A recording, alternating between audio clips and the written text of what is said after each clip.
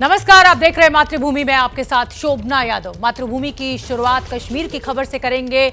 वो कश्मीर जहां बड़गाम में आतंकवादियों ने कश्मीरी पंडित राहुल भट्ट को गोलियों से भून डाला था। घाटी में कश्मीरी पंडितों की टारगेट किलिंग ने 90 के दशक के जख्मों को एक बार फिर ताजा कर दिया है। कश्मीरी पंडित घाटी में सुरक्षा को लेकर प्रदर्शन कर रहे हैं।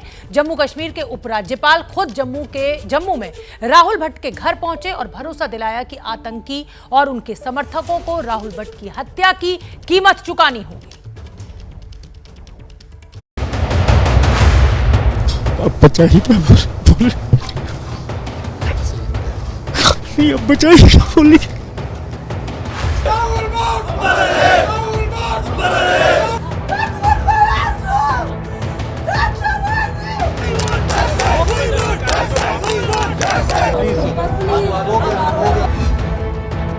सामने कश्मीरी पंडित की चिता जल गई, वो भी 32 साल की। ये आक्रोश है। आंखों से आंसुओं का सैलाब थम नहीं रहा और जुबान में शब्द शून्य हो चुके हैं।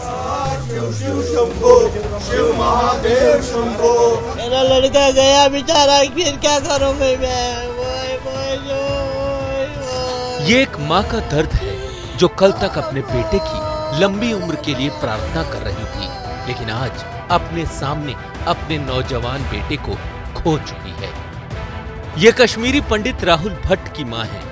इनके बेटे को कल शाम आतंकियों ने बड़गाम में मौत के घाट उतार दिया। राहुल भट्ट का गुनाह सिर्फ इतना था कि वो एक कश्मीरी पंडित थे। कश्मीरी पंडित होने की कीमत राहुल ने जान देकर चुकाई। बहुत हेल्पफुल लड़का था, गॉड फेयरिंग था, हेल्पिंग था, हर किसी के लिए हेल्पिंग था, नोन या अननोन के लिए। मेरे लिए मुश्किल है आपसे ये सवाल करना, लेकिन आपको लगता है कि कश्मीरी हिंदुओं को, कश्मीरी पंडितों को टारगेट किया जा रहा है? अब इससे ज्यादा क्या आप बोल सकते हैं। आप उसको नाम बोलकर बोला ये राहुल भट्ट है। जब उसको राहुल भट्ट बोला गया तब गोली मार दी। तो अब आप खुद ही उसके बाद आप खुद ही समझ लें। मेरे लिए तो आपको समझाना बहुत ज्यादा। नाम लेकर कहा गया ये राहुल भट्ट आप हो। राहुल भट्ट कौन है? वहाँ 4 लड़के थे ऑफिस में, उसी कमरे में बैठे हो। बोला राहुल भट्ट कौन सा? तो उन्होंने बोला मैं हूँ, आ जाओ क्या बात है। तो उन्होंने एकदम पिस्टल निकाला, फायर किया। अपने बेटे के आखिरी पलों का जिक्र करते हुए राहुल के पिता बिलखने लगते हैं, फिर अपनी भावनाओं को दबाने की कोशिश करते हैं, लेकिन नौजवान बेटे की जलती हुई चिता पिता की आंखों के सामने बार बार लौट आती है। क्या कह सकते हैं, सब कुछ खत्म किया, सब खत्म हो गया। अब बचाइए क्या बोल नहीं, अब बचाइए क्या बोली। बुढ़ापे में बचा होता है सारा माँ बाप का, वही चला गया। अब क्या बोलूं। कश्मीरी पंडितों के खौफनाक नरसंहार को पीछे छोड़ राहुल के पिता 3 दशक पहले कश्मीर से पलायन कर जम्मू आए थे। 90 में आए थे यहाँ। तो 1990 में 1997 तक हमारे गाँव का आधा संग्रामपुरा उसके गाँव का नाम है। उसमें आधे मतलब हमारे चचेरे भाई वो रह रहे थे। तो 9 आदमियों को, ये 7 आदमियों को वहाँ कत्ल किया गया था गाँव में संग्रामपुरा। तो और 1 आदमी जख्मी हुआ था उसमें। उसके बाद ये घटना हुई। भट्ट परिवार बेहतर कल की उम्मीद में अतीत के पन्नों को पीछे छोड़ चुका था, लेकिन कश्मीर की उन्हीं जिहादी ताकतों ने आज उनके भविष्य को उजाड़ दिया। अकेली तो भैया मैं रह ही गई हूँ, मेरे साथ ही सबसे कोई नहीं है, मेरा वही था बस। अपने जीवन साथी को खो चुकी मीनाक्षी की आंखों में आंसू और लड़खड़ाती जुबान पर अफसोस के सिवा कुछ भी नहीं है।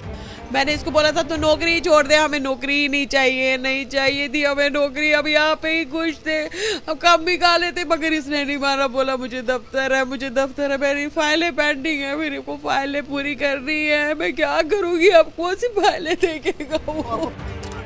बड़गाम में आतंकियों के हाथों राहुल भट्ट की हत्या ने 90 के दशक के कश्मीरी पंडितों के दर्द को फिर से हरा कर दिया। घाटी में सुरक्षा को लेकर कश्मीरी पंडित सहम रहे हैं। और एक ही डिमांड है, कम्युनिटी को वापस बुलाओ, टिल नॉर्मल सी वापस बुलाओ।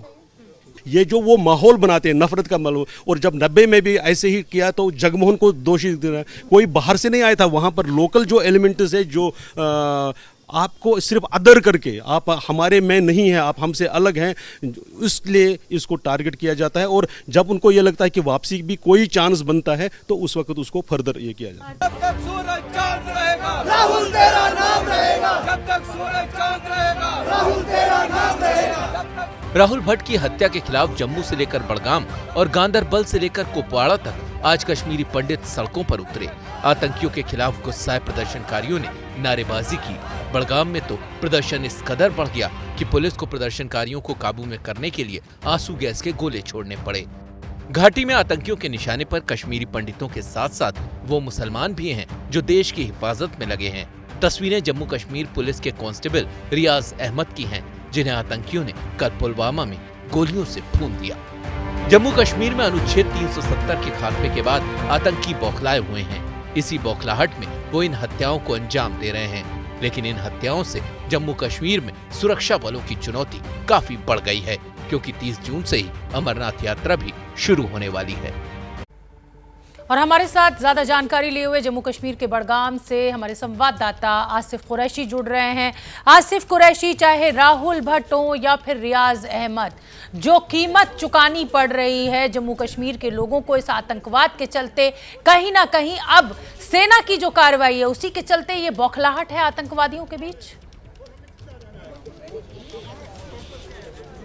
देखिए, वजह जो भी रही हो, कि चाहे वो सेना की कार्रवाई रही हो या कश्मीर में मिलिटेंसी पर दबाव रहा हो, लेकिन इस समय जो घटना घटी है उसके पीछे के कारणों में सबसे प्रमुख कारण माना यही जा रहा है कि जो पिछले 4 महीनों में तकरीबन 28 नए युवक जो है वो विभिन्न मिलिटेंट संगठनों में शामिल हुए, और माना यही जा रहा है कि जो टारगेटेड किलिंग्स हैं वो इन्हीं लड़कों से करवाई जाती हैं। आज सुबह से हम बड़गाम में हैं और यहाँ पर जो कश्मीरी पंडित हैं वो कल से ही यहाँ पे विरोध कर रहे हैं और इन्हीं घटनाओं के विरोध में वो सड़क पे बैठे, और उनकी जो मांग है वो ये है कि जो उपराज्यपाल है वो इनसे आकर मिले, इनको आश्वासन दे और ताकि ये यहाँ पे रुक सके। लेकिन चूंकि आश्वासन नहीं मिल रहा है तो इसीलिए यहाँ पे जो कश्मीरी पंडित हैं उन्होंने तो पलायन तक की बात कह दी है। उनका यही कहना है कि वो आने वाले दिनों में पलायन करेंगे। हमारे साथ यहाँ पे ऐसे ही, पहले आप अपना नाम। राहुल, क्या अब करने वाले हैं, क्योंकि आपकी मांगों पर तो सरकार की तरफ से कुछ नहीं। कोई बात नहीं, हम जॉब छोड़ देंगे, उससे क्या होगा अगर वो हमारी मांगे नहीं मानती है। जिंदा रहना ज्यादा जरूरी है कि नहीं? आप अभी जॉब कर रहे हैं तो अगर आपको बोलेंगे कि आपको जॉब करनी है कि जिंदा रहना है, हर कोई आदमी प्रेफर करेगा जिंदा रहना, और जिंदा रहना है तो हमें यहाँ इस डर के माहौल में नहीं रह सकते। घुट घुट के मरने से बेटर है कि हम एक ही बार में जॉब छोड़ दें, मजदूरी कर लेंगे, कुछ भी कर लेंगे, भूखे रह जाएंगे, लेकिन जिंदा तो रहेंगे ना।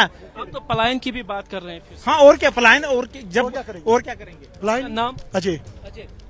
पलायन की बात क्यों कर रहे हैं? तो आप क्या करना, मरने के लिए बैठे, यहाँ मरने के लिए बैठे, मरने के लिए बैठे? सरकार की तरफ से आपको कुछ आश्वासन नहीं दिया। आप कल से एलजी के आश्वासन दे रहे हैं ना, प्रयास कर रहे हैं, मगर मारो, प्रयास कर रहे हैं लेकिन मारो, प्रयास तो कर ही रहे हैं मरने का। सरकार तो कोशिश कर ही रहे हैं कि कैसे मरे, कोशिश वो बिल्कुल अच्छे से कर रही है, लेकिन अब हम जाग गए हैं। We are not donkeys now, अब हम जाग गए हैं, हमने जीना है। तो क्या करने वाले हैं आप तो कह रहे हैं कि हम आपको बोला ना, आपको हमने मास डिसीजन कर दिया है, और अब हम बोल रहे हैं जो 90s में जो एडमिनिस्ट्रेशन दावा कर रही है कि हमने 6000 फैमिलियों को यहाँ बसाया है, वो एडमिनिस्ट्रेशन सही है या गलत है, ये हमारे एक्शन से पता चलेगा, न कि वर्ड्स से। वो एक्शन क्या होगा वो आप कल सुबह आइएगा और देख लीजिएगा। यानी कल सुबह आप यहाँ से मास माइग्रेशन कर रहे हैं, वो आप कल सुबह ही देख लीजिएगा। देख सकते हैं शोभना कि किस तरीके का माहौल यहाँ पे बना है। प्रशासन की तरफ से क्या कहा जा रहा है? जो हमारे पास खबरें जी, प्रशासन की तरफ से क्या कहा जा रहा है? जिन आतंकवादियों का इसके पीछे हाथ है, क्या उनका कोई सुराग लगा है? देखिए, पुलिस उस मामले की अलग से जांच कर रही है। आपसे थोड़ी देर पहले जम्मू कश्मीर के उपराज्यपाल ने एक ट्वीट कर जानकारी दी कि वो राहुल भट्ट के परिवार से मिले और उनको आश्वासन दिया कि जो भी उस हत्या में शामिल हैं उनके खिलाफ कार्रवाई होगी। लेकिन जो सबसे बड़ा मसला यहाँ पे बना हुआ है, बड़गाम में अब से थोड़ी देर पहले 350 ऐसे पीएम पैकेज में आने वाले कर्मचारियों ने अपना मास रेजिग्नेशन भेज दिया है और अब वो पलायन यहाँ से करने की बात कर रहे हैं। यहाँ पे अभी थोड़ी देर पहले हमने जिन सज्जन से बात की, उन्होंने ये कहा कि आप कल सुबह आसिफ आपको रोक रही हूँ क्योंकि आप बहुत बड़ी खबर दे रहे हैं, अपने दर्शकों को बताना वो बहुत जरूरी है। और कश्मीरी पंडित जो हैं, जो हिंदू परिवार हैं, उन्होंने मास रिजाइन कर दिया है। मतलब जो भी लोग सरकारी नौकरियों में जम्मू कश्मीर सरकार के साथ काम कर रहे थे, उनका मास रेजिग्नेशन हो गया है अपना विरोध जताने के लिए कि प्रशासन हमें सुरक्षा नहीं दे पा रहा है, हमारे लिए जिंदा रहना ज्यादा जरूरी है नौकरी से ज्यादा। ये प्रदर्शन चल रहा है। 350 कश्मीरी पंडितों ने उपराज्यपाल को अपना इस्तीफा भेजा। आसिफ, ये बहुत गंभीर मसला है और ये जो अपनी नाराजगी जताने का तरीका है, इस पे कहीं ना कहीं चिंता उपराज्यपाल को भी होगी। देखिए, जो कुछ हो रहा है पिछले 20-22 घंटों से ये लोग सड़कों पर है। इनकी एक ही मांग है कि प्रशासन की तरफ से इनको ये आश्वासन दिया जाए और अब ये मांग कर रहे हैं कि उपराज्यपाल खुद आके इनसे यहाँ पे मिले और इनसे बात करे ताकि ये इस समस्या का समाधान ढूंढ सके। लेकिन अब से थोड़ी देर पहले जम्मू कश्मीर पुलिस की तरफ से जो बडगाम पुलिस एसपी हैं वो हमारे पास आए और उन्होंने सभी मीडिया कर्मियों को यहाँ से हटने का आदेश दिया। वो तो प्रदर्शनकारी यहाँ पे हैं, इनके कारण जो पुलिस के सामने आए, इन्होंने मीडिया को रोका। यानी कहीं ना कहीं जो प्रशासन दबाव में आ गया है, अब वो मीडिया को ही इस जगह से हटाना चाहता है ताकि जो प्रदर्शन कर रहे हैं इनकी बात दुनिया तक ना पहुंच सके। कुल मिला के आप मीडिया को हटा दीजिए ताकि तस्वीरें देश के सामने ना पहुंच पाए। ये तो प्रशासन के ऊपर सवाल उठता है ना, जम्मू कश्मीर की पुलिस के ऊपर सवाल उठता है।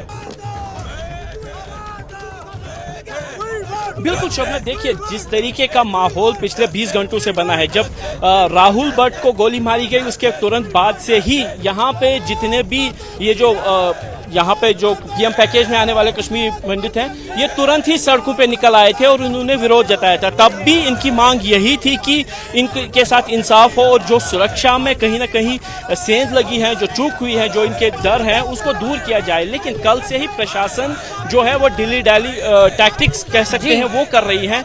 पुलिस के वरिष्ठ DIG सेंट्रल कश्मीर कल इनसे मिलने के लिए आए थे, इनको आश्वासन दिया था। लेकिन जो इनकी मांग है, जो इनका डर है, वो कहीं भी समाप्त होने का नाम नहीं है। और जिस तरीके से अब 350 कर्मचारियों का एक लेटर आया है, उन्होंने कहा है कि हम जा रहे हैं और बाकी लोग कह रहे हैं कि वो पलायन करने तक क्यों तैयार है, तो कहीं ना कहीं मामला जो है वो हाथ से निकलता जा रहा है।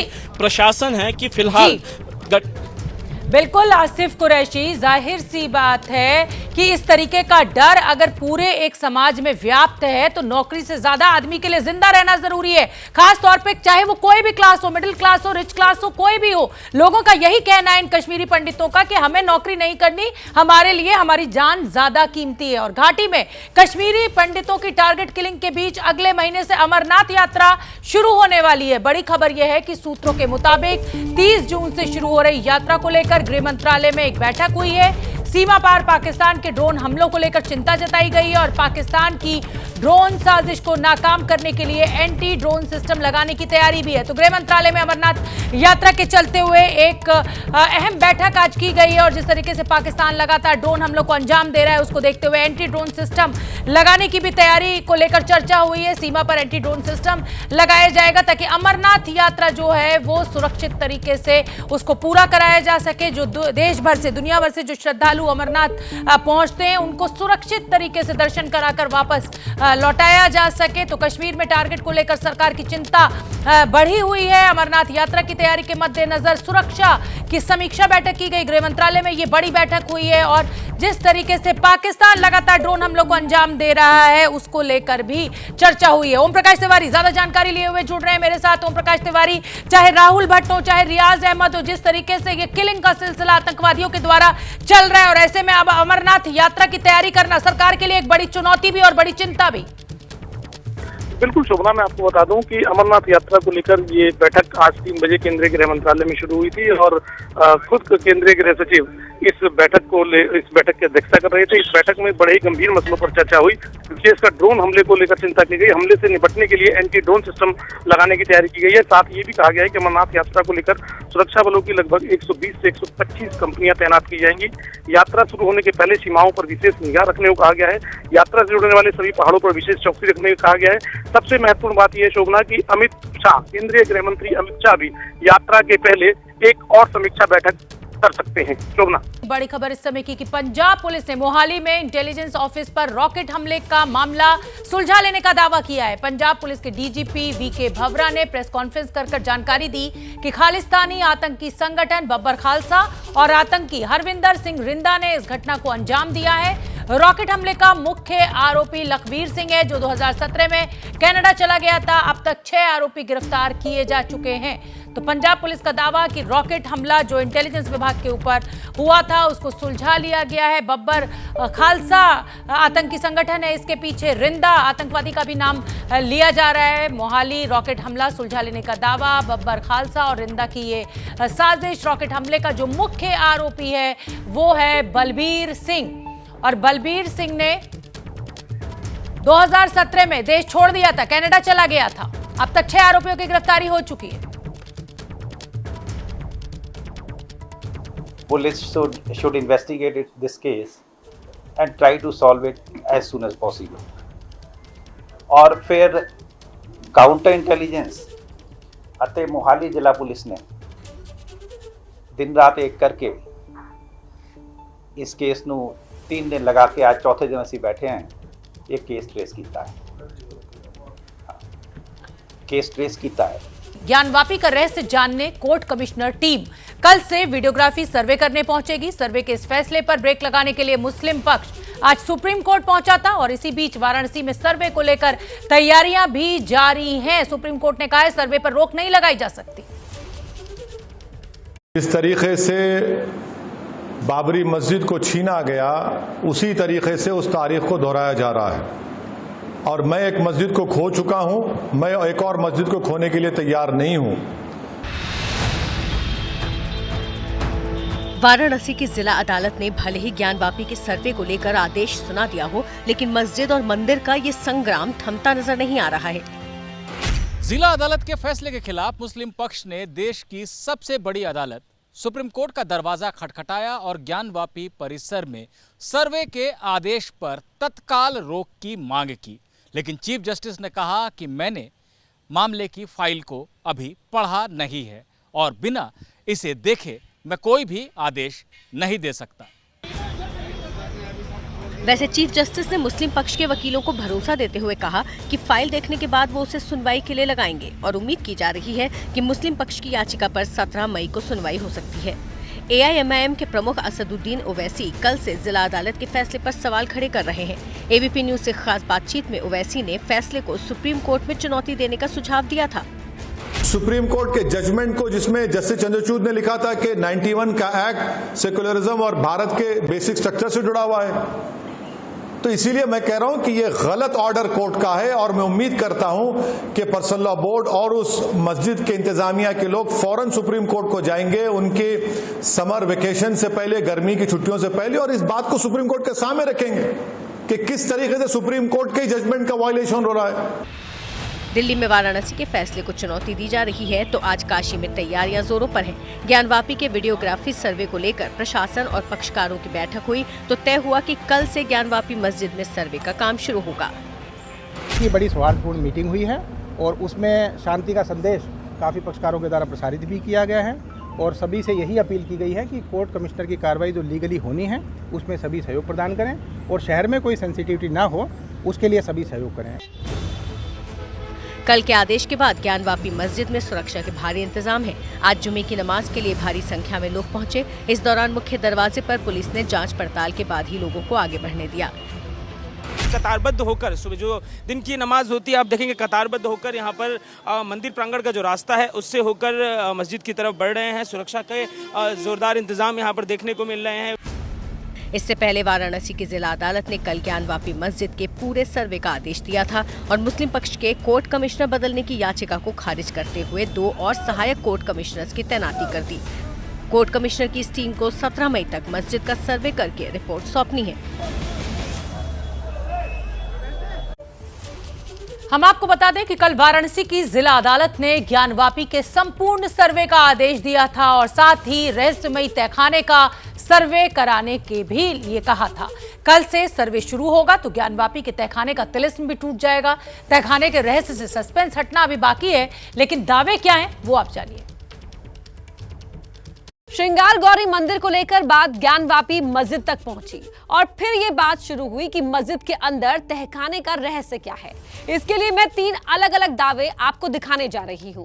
पहला दावा पत्रकार साहित्यकार पद्मवती शर्मा का है, जिनका कहना है कि ज्ञानवापी मस्जिद की देखरेख करने वाली संस्था अंजुमन इंतजामिया मसाजिद को भी श्रृंगार गौरी को लेकर ऐतराज नहीं है, लेकिन वो मस्जिद के अंदर नहीं आने देते क्योंकि तहखाने में विश्वनाथ जी का गर्भगृह है।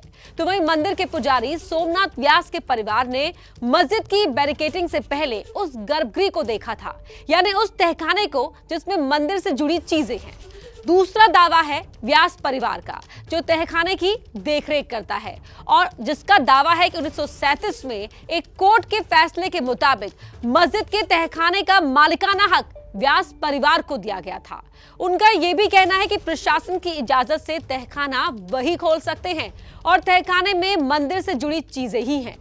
तीसरा दावा है पत्रकार राम प्रसाद का, जिनको 1991-92 में ज्ञानवापी मस्जिद पर स्टोरी करने के लिए मस्जिद के अंदर जाने की इजाजत मिली थी। राम प्रसाद ने तहखाने में जो कुछ देखा था उस हिसाब से वहां टूटे फूटे मंदिर के अवशेष पड़े हुए थे। उसमें कुछ लंबे लंबे खंबे थे और पत्थरों पर कलाकृतियां बनी हुई थी। तो हमारी सहयोगी अपर्णा ने आपको समझाया कि इस तहखाने का रहस्य क्या है और क्या क्या सवाल खड़े हो रहे हैं और क्या इतिहास कह रहा है।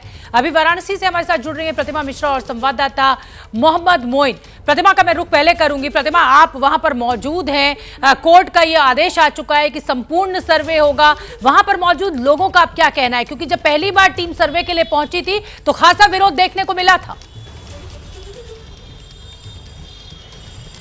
बिल्कुल शोभना, अभी आपको बता दूं जहां वाराणसी में हम मौजूद हैं, यहाँ मौसम भी बहुत गर्म है और माहौल भी बहुत गर्म है, क्योंकि कोर्ट ने तो आदेश कर दिया है कि इस पूरे मामले में अब सर्वे होगा और पूरी मस्जिद का सर्वे होगा। जो भी बंद तहखाने उन्हें आपको खोलना होगा और उसके अंदर जैसे भी मुमकिन हो आप वीडियोग्राफी करवाइए, सर्वे कराइए। इसको लेकर सबसे पहले महत्वपूर्ण हो जाता है तस्वीरें दिखाना। ये जो आप मुख्य द्वार देख रहे हैं काशी विश्वनाथ का, इसी द्वार से अगर आपको मस्जिद भी दाखिल होना है तो इसी द्वार से एंट्रेंस है, यानी मंदिर के द्वार से ही मस्जिद का एंट्रेंस है। फिर इस तरफ आ जाइए, देखिए कुछ भी दूरी पर पीछे आपको दिखाई देगी वो मस्जिद जहाँ पर सर्वे होना है, जहाँ पिछली बार सर्वे करने आई टीम का विरोध हुआ था, लेकिन इस बार चूंकि कोर्ट के डायरेक्शंस बहुत क्लियर है कि सर्वे तो होकर रहेगा और इसके लिए तैयारियां पूरी हो गई है। शासन प्रशासन को अलर्ट भी कर दिया गया है कि भाई पूरे तामझाम के साथ आप पहुंचिए और 8 से 12 बजे का वो वक्त भी तय है जिस दौरान आपको ये वीडियोग्राफी करनी है और 17 मई को रिपोर्ट सौंपनी है। बहुत महत्वपूर्ण है मोहम्मद मोइन से बात करना, हमारे सहयोगी हैं जो कि आज जुमे की नमाज के लिए मस्जिद पहुंचे थे। क्या कुछ आपने देखा, वो बहुत महत्वपूर्ण है।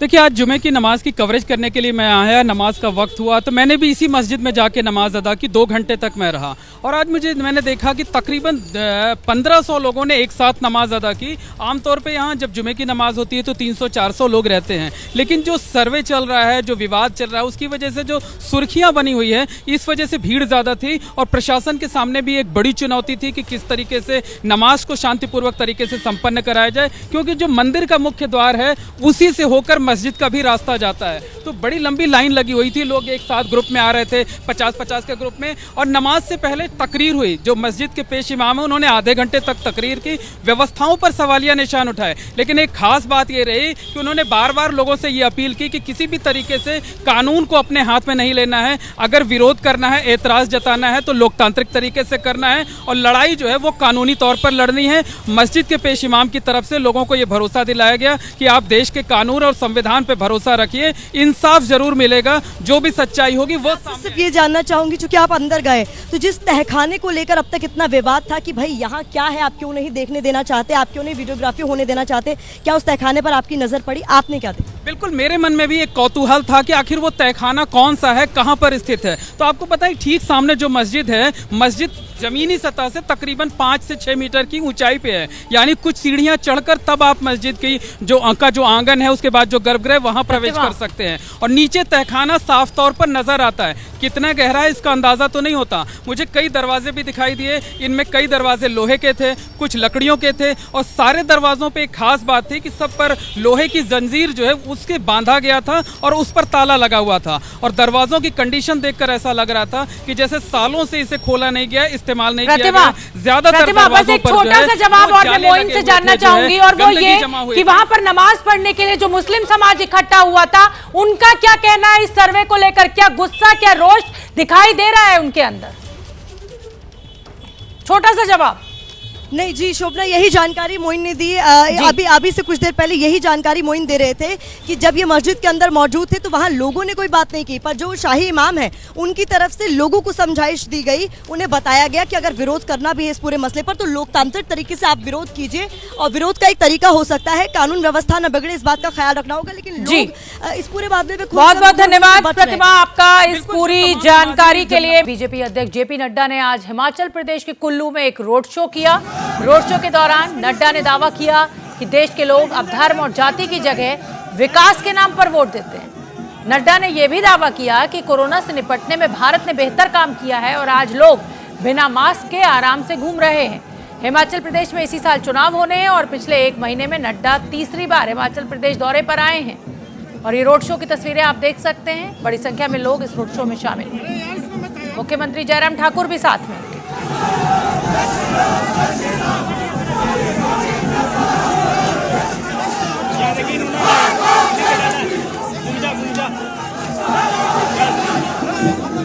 जापानी बुखार का जापान में दवाई बनी थी 1906 में और भारत पहुंची 2006 में, 100 साल लग गए।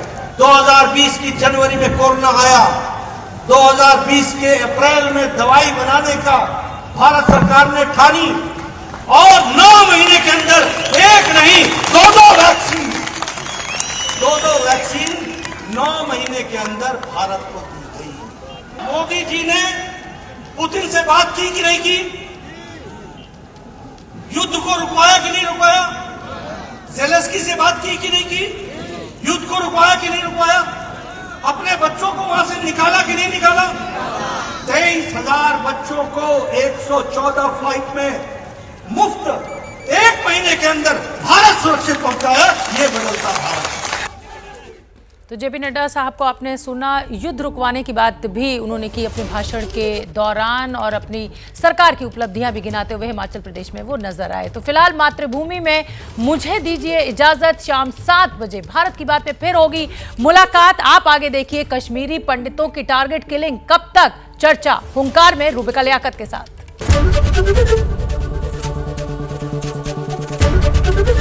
एबीपी न्यूज आपको रखे आगे।